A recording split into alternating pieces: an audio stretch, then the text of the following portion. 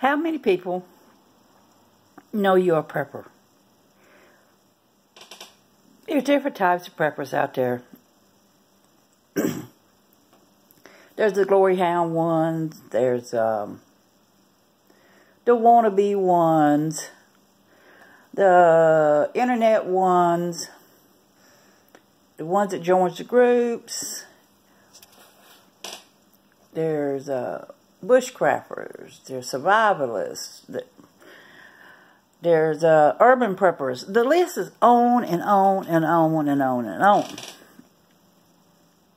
15 minutes of fame to be on one of the prepper shows. You know, the Doom Danger Prepper Show. People signed up for 15 minutes of fame. The problem is with a lot of it, once you're out there, they know about you. And Big G is liable knocking at your door. So it can be good and it can be bad to talk about it. I talk about it.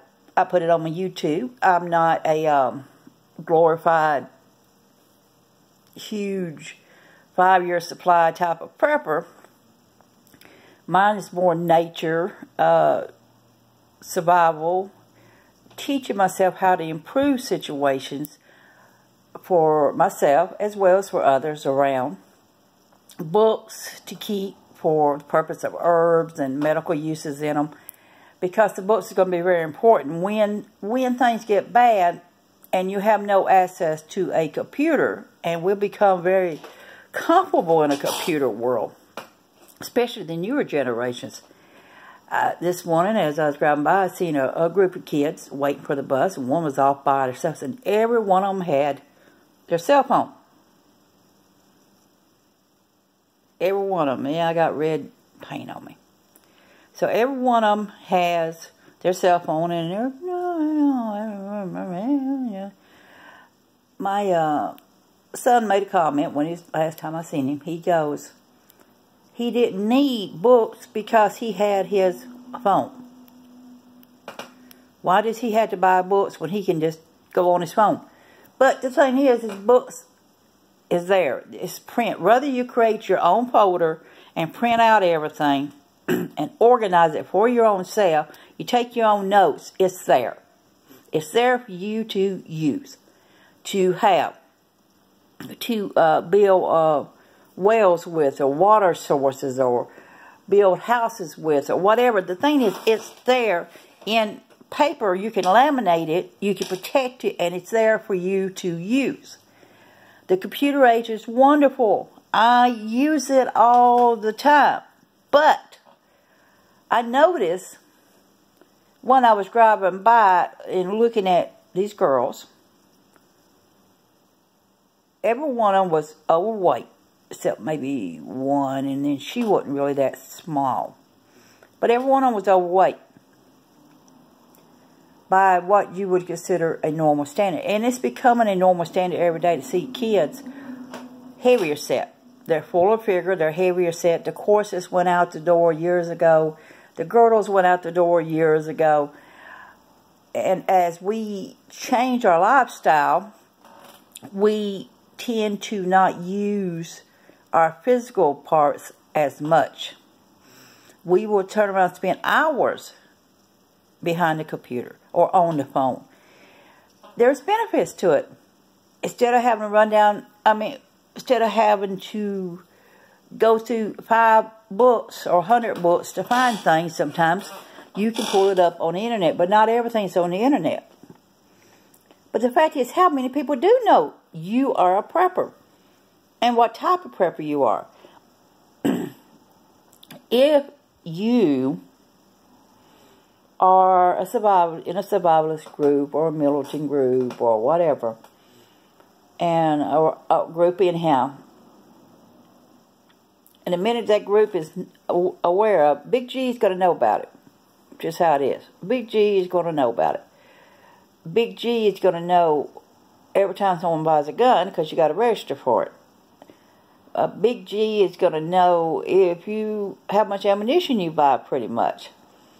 So there's a lot of things that it's going to be noticeable, you know, out there, unless you get other people to buy your supplies for you, where it's not so noticeable that you are stocking up on it or whatever. When people are buying bulk in food, I've been in the stores where people would order bulk in foods. So, and I'm thinking to myself, I wonder if that's a prepper. But they order in bulk. So, I see them coming in there and they'll get 30 jugs of water. They'll, you know, they're reusing some jugs. They get 30 jugs of water and they're using that for their own drinking use and things like that. I've seen them go in there and buy 10 cases of water. And it'd be 2 people. But they're buying 10 cases of water. So, and it could be for a picnic. It could be for a cookout. It could be they're reselling. It could be anything. But then again, they could be secretly, a prepper. The fact is that a lot of people snooze their nose up at preppers. And if you say you're a prepper, I tell people, I'm a back to basics prepper. They still respond, but they don't yeah, okay. When I explain to them what I am, that it's basically back to basics about nature and things in that area. Oh, you're a hippie. No, not really. No, not necessarily. I would call myself a hippie. Or one of those love child people, because I don't do drugs. I'm not into smoking marijuana or anything like that. Down the road, if they made it legal enough and for medical reasons, maybe I needed to ease arthritis or pain or control my moods, maybe I'll be up for the option of it. But I went this long without it. I really probably could go a lot longer without it. But I'm not saying anything against it. I never had a problem with it to begin with. I've seen the benefits of it for people with cancer and stuff. It helps people eat. There's different types of marijuana that's been developed over the years, so it's not just the basic street kind anymore. It's the other stuff that's some of it's very, very, very expensive to purchase.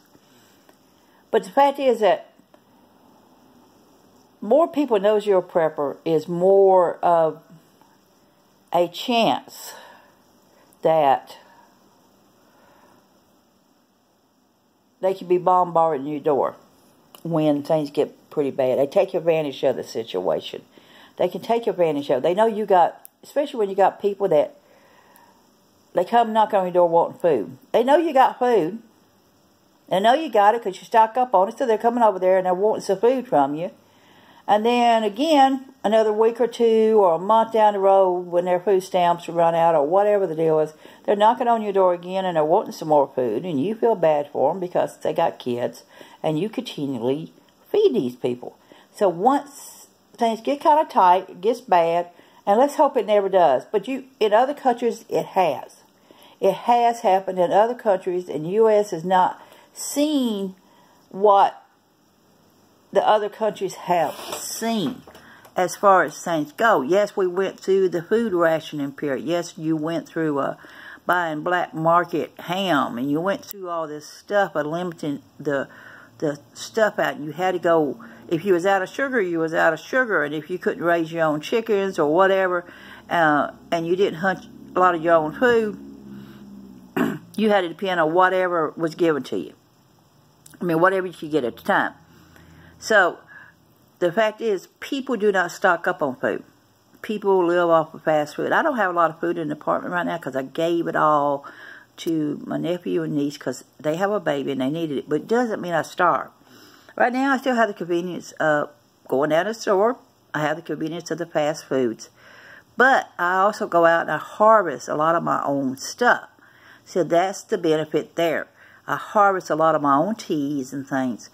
And I harvest, I can harvest my own greens and stuff. So it doesn't mean the food is all around me. And I can harvest it wild and enjoy a meal. While so many people cannot do that, they don't know what to look for. But the fact is, I don't go around and brag about being a back to basics prepper. I do talk about my YouTube side. I have a t-shirt shows in it. But people can handle the word back to basis prepper a lot better than some of the other terms. So, how many people really does know you are a prepper? And is it safe to let them know? I'm just curious. How many people knows you are a prepper? You tell me. Does a lot of people know? Do a few people know? Does it matter if they know or not? So, what you tell me. There's a lot of prepper here. Want you to be safe, be happy. Bless you all.